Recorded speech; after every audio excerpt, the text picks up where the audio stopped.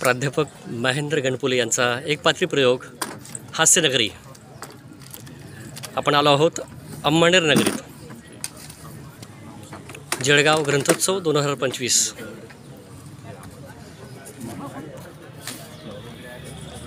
आज अंमळनेरकरांची नक्कीच या हास्यनगरीतून धमाल उडणार आहे. हास्याचे फवारेही उडणार आहेत. चला तर मग हास्यनगरीत जाऊया. नमस्कार नमस्कार नमस्कार. नमस्कार सर. कारण साथ आणि प्रतिसाद जोपर्यंत जुळत नाही तोपर्यंत आम्हाला समाधान वाटत नाही. ग्रंथ महोत्सवाचा कार्यक्रम अतिशय सुंदरपणे आयोजित या ठिकाणी केलेला आहे. कालच्या दिवसभराची भरगच्च पत्रिका पाहिली आणि कालच्या कार्यक्रमाचे रिपोर्ट्स प्रतिसाद पण ऐकले. खूप सुंदर आयोजन या ठिकाणी केलं. अनेक मान्यवरांनी उपस्थिती दाखवली आणि आज या ठिकाणी हा कार्यक्रम सादर करण्यासाठी आदरणीय आपल्या सर्वांचे प्रतिनिधी रोकडे साहेबांनी मला निमंत्रण दिलं. प्रकाश वाघ वेळोवेळी कुठपर्यंत आलाय, वेळेवर पोचताय का, अशा पद्धतीनं फॉलोअप घेत होते आणि माझी कार्यक्रमाच्या संदर्भातली ओळख सांगितली. पण दुसरी माझी ओळख आहे ती म्हणजे महाराष्ट्र राज्य माध्यमिक आणि उच्च माध्यमिक शाळा मुख्याध्यापक संघ जो आहे त्या मुख्याध्यापक महामंडळाचा मी उपाध्यक्ष म्हणून काम करतो आणि त्याचबरोबर शिक्षण क्षेत्रातील अनेक उपक्रमामध्ये मी सहभागी आहे. आणि माझ्याबरोबर तुमच्याच परिसरामध्ये असणारे, तुमच्याच गावात राहणारे डॉक्टर ईश्वर पाटील सर हे माझ्या समवेत आहेत. SCRTमध्ये नवीन अभ्यासक्रम आराखडा आणि आत्ता सध्या वरिष्ठ आणि निवड श्रेणीचं जे ट्रेनिंग चालू आहे त्याचं मॉड्यूल तयार करण्याच्या टीममध्ये आम्ही दोघंजण एकत्रित काम करतोय. काल त्यांच्याकरता पाहुणचार घेण्याचा देखील योग आला आणि आज या आपल्या कार्यक्रमाच्या निमित्ताने मी या ठिकाणी उपस्थित झालेलो आहे. कार्यक्रमाचं नाव आहे हास्यनगरी आणि अर्थातच कार्यक्रमाचा विषय आहे हसण्यासाठी जन्म आपला. अतिशय सुंदर अशा प्रकारचं प्रास्ताविक मॅडमनी केलं आणि प्रास्ताविकातूनच माझी भूमिका निम्म्यापेक्षा जास्त त्यांनी विशद केली. सुंदर अशा सूत्रसंचलनाबद्दल मॅडमचं मनापासून अभिनंदन. विषय आहे हसण्यासाठी जन्म आपला. खरं तर आपला जन्म कशासाठी जो विचारलं की प्रत्येकाचं उत्तर वेगळं असतं. काही जण म्हणतात देवाच्या भक्तीसाठी जन्म आहे, मान्य. काही जण म्हणतात समाजाच्या सेवेसाठी जन्म आहे, मान्य. काही जण म्हणतात खूप वाचण्यासाठी, खूप शिकण्यासाठी जन्म आहे, मान्य. तरी पण माझं उत्तर तेच आहे, आपला जन्म कशासाठी? हसण्यासाठी जन्म आपला. आता एवढं हट्टाने हसण्यासाठी जन्म म्हणायचं कारण काय? तर आपल्याभोवती अनेक प्राणी आपण बघतो. कुत्रा असेल, गाय असेल, गाढव असेल, मांजर असेल, या सगळ्यांना आपण बघतो. पण इथं बसल्यापैकी कुणी बघितलं का मला सांगा बरं का. म्हैस खुदू खुदू हसत होती, कुत्रं गालातल्या गालात हसत होतं, मांजर पोट धरून हसत होतं. बघितलंय कोणी? नाही बघितलं. कारण हसण्यासाठी जी अक्कल पाहिजे, बुद्धी पाहिजे, ती परमेश्वरानं फक्त एकाच नशिबवान प्राण्याने दिली आणि तो नशिबवान प्राणी माझ्यासमोर बसला. टाळ्या. हसतो आपण. मानवाने ती देणगी देवाने आपल्याला दिली, पण आपण मात्र या देणगीचा वापर करणं विसरत चाललोय. कोणाला विचारा, अरे काय गडबड, काय चाललंय काय? तो सांगतो इतकं टेन्शन की मेन्शन करायची सोय नाही.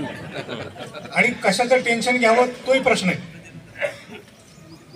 लग्न ठरेल का नाही त्याचं टेन्शन, लग्न ठरलं व्यवस्थित होईल का नाही त्याचं टेन्शन, लग्न झालं गोड आनंदाची बातमी येईल का नाही त्याचं टेन्शन, लहान मूल झालं ॲडमिशन मिळेल का नाही त्याचं टेन्शन, शिक्षण होईल का नाही त्याचं टेन्शन, नोकरी लागेल का नाही त्याचं टेन्शन, नोकरी टिकेल का नाही त्याचं टेन्शन, पाऊस पडला तरी टेन्शन, पाऊस नाही पडला तरी टेन्शन. प्रत्येक गोष्टीचं टेन्शन आहे. आणि हे सगळी टेन्शन, हे ताण तणाव जे ते ताणतणाव घेऊन जगणं खूप अवघड आहे हे देवाला पण माहीत होतं. म्हणून देवाने जन्मजात तुमच्याबरोबर हे हसण्याचं टॉनिक दिलेलं आहे. हे हसणं जर बाजूला ठेवलं तर राहिलं काय? दुःख, भीती, वेदना ते घेऊन जगणं खूप अवघड आहे. पण हे हसण्याचं टॉनिक कधी आणि कुठं वापरायचं त्याला पण काहीतरी गणित आहे.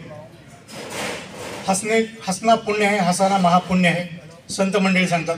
डॉक्टर मंडळी सांगतात हसण्यामुळं मनाचे ताणतणाव दडपण दूर होतं, आपलं आयुष्य वाढतं. पण नेमकं हसताना होतं काय? तर एखादी गंमत आपण बघतो, वाचतो, ऐकतो आणि काही सेकंदात हसतो. तेवढ्याच दरम्यानमध्ये आपल्या मेंदूमध्ये एंड्रोफिन नावाचं एक रसायन पाझरतं आणि रसायनाच्या मुळं आपल्याला नवीन उत्साह वाटतो, नवीन आनंद वाटतो. हसण्याचं महत्त्व एवढं सांगितलं याचा अर्थ नाही की कधी कुठे हसायचं. एखादी महत्त्वाची मीटिंग चालली आणि महत्त्वाच्या मीटिंगमध्ये महत्त्वाच्या विषयावरती चर्चा चाललेली असताना आपल्याला जे एखादा कारण नसताना हसायला आला तर हाताला धरून त्याला बाहेर पोच करावा लागेल. आणि त्याच्या उलट हास्य जत्रासारखा कार्यक्रम चालू आहे, हवाई युद्धासारखा कार्यक्रम चालू आहे, लाफ्टर चॅलेंज सारखा कार्यक्रम चाललाय, मन मोकळेपणे सगळेजण हसतायत, टाळे वाजवत आहेत आणि एखादा बसला शेजारची म्हणतील बहुतेक याला काही कळत नाही बरं का. त्यामुळे आता सुद्धा विनोद समजला पटकन हसा, नाही समजला तर मोठ्यांदा हसा, म्हणजे शेजारच्या तुमच्याबद्दलचा गैरसमज होणार नाही. पण हसायचं कधी आणि कुठं याच्याबद्दल किती छान छान ओळी बघा. हसने का ना पल जाना, हसने का ना क्षण पहचाना, हसने का ना पल जाना, हसने का ना क्षण पहचाना, द्रौपदी की एक गलत हंसी से सारा महाभारत निर्माण हुआ.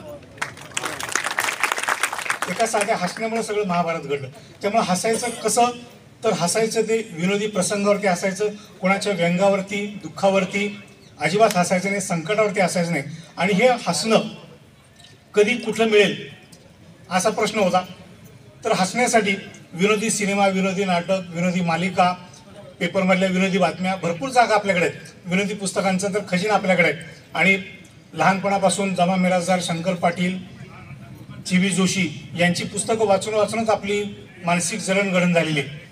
खरं तर हसायचं कधी आणि कुठं त्याचं प्रश्नाचं उत्तर सांगितलं, या ठिकाणी हसायचं. माझा मित्र म्हणला पुस्तकाला पैसे लागतात, पेपरला पैसे लागतात, पिक्चरला पैसे लागतात, केबलला पैसे लागतात, फुकटचं काय काय तेवढं सांग. म्हटलं फुकटची पण भरपूर सोय आपल्याकडे. सकाळी उठल्यापासून रात्री झोपेपर्यंत आपल्या भोवती जे काही घडतं ते फक्त विनोदाच्या सेन्सनी बघितलं तर भरपूर विनोद आपल्या भोवती दडलेला आहे. फक्त तो कुठं आणि कसा दडलाय ते मात्र शोधणं आपलं काम आहे. आजची सकाळची गोष्ट सरांनी सांगितलं, स्थान महात्मा इथलं आहे, मंगळग्रहाच्या मंदिराचं दर्शन घेऊयात. दर्शनासाठी गेलो, मंदिराच्या ट्रस्टीने छान पाहुणचार केला. बाहेरच्या बाजूला आलो, बाहेरच्या बाजूला एक म्हातारी आजीबाई कोणाचा तरी धक्का लागून पडली होती. मी आपल्या आजीबाईच्या जवळ गेलो, आजीबाईच्या दंडाला धरला, पाठीवर आठवला, म्हणलं उठा आजीबाई, उठा उठा उठा उठा. कसं तरी तोल सावरत आजीबाई उभी राहिली आणि आजीबाईला उभं राहण्यासाठी मी मदत केली म्हणून आजीबाईने मला आशीर्वाद दिला. आजीबाईने काय आशीर्वाद दिला? अरे बाबा, अरे तू जसं मला वर उचललं तसं देव तुला लवकर वर उचलू बाबा, देव तुला लवकर वर उचलू. आता मी काही वर जावं असे बाईजीला वाटत नव्हतं, पण सहज आजीबाईच्या तोंडातून वाक्य निघालं आणि गंमत निर्माण झाली. अशीच एक आजीबाई काल मला धुळ्याच्या चौकामध्ये भेटली. आता चौक ट्रॅफिकचा, इकडून तिकडून गाड्या येते, ट्रॅफिक पोलीस आपलं काम करतोय, सिग्नल आपलं काम करतोय, पण आजीबाईला रस्त्याच्या पलीकडे जायची घाई झालेली. आजीबाई रस्त्याच्या पुढे निघायची, 2-4 पावलं चालायची, गाडी येताना दिसली की पाठीमागे यायची, पुढे जायची, परत पाठीमागे यायची. असं 4-5 वेळा झालं आणि शेवटी आजीबाईने ठरवलं काय व्हायचं देऊ दे, रस्ता क्रॉस करायचा. म्हणून आजीबाई अशीच रस्त्यातून वेळी वाकडी निघाली. कोपऱ्यातल्या पोलिसांनी बघितलं एखाद्या गाडीचा धक्का लागला, प्रॉब्लेम वाढेल, डोक्याला त्रास होईल, म्हणून आजीबाईला सावध करण्यासाठी पोलिसांनी जोरात शिट्टी वाजवली. शिट्टी ऐकल्याबरोबर आजीबाई दचकली आणि तरा पुढे चालली. पोलिसाला वेगळा संशय आला, आजीबाई होती की लुगडं नेसून दुसरंच कोणतरी आलं होतं. म्हणून पाठला करत पोलीस तिच्या पाठीमागे लागला. म्हातारी पुढं पोलीस मागं, म्हातारी पुढं पोलीस मागं, म्हातारी पुढं पोलीस मागं करता करता आजीबाई तिच्या घरापाशी जाऊन पोहोचली. पोलीस शिट्टी वाजवत धापा टाकत घरापाशी गेला आणि वैतागून आजीबाईला आवाज दिला, ए म्हातारी इकडे, किती वेळ झालं शिट्टी वाजवते, किती वेळ झालं शिट्टी वाजवते. शिट्टी वाजवून तोंड दुखायला लागलं, तोंडाला फेस आला. मला सांग, तू शिट्टी ऐकल्यावर का थांबली नाही, तू शिट्टी ऐकल्यावर का थांबली नाही. पोलीस एवढा वैतागून विचारतोय. आजीबाईंनी शांतपणे उत्तर दिलं, अरे बाबा, अरे जवान होते तेव्हा लोक शिट्ट्या वाजून जमले तरी मी थांबले नाही.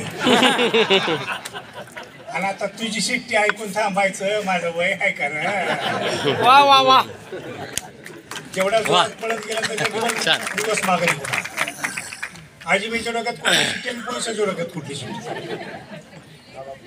असाच आपला रोजचा तुमचा परिचयाचा प्रसंग सांगतो. छोटासा बाजार असतो आपल्या गावामध्ये, छोटासा बोळ, बोळाच्या आतमध्ये वेगवेगळी दुकानं, बोळाच्या तोंडापाशी पुन्हा काहीतरी छोटे छोटे वस्तू घेऊन लोक फिरते विकत असतात. प्रसंग डोळ्यासमोर आणा. बाजारचा बोळ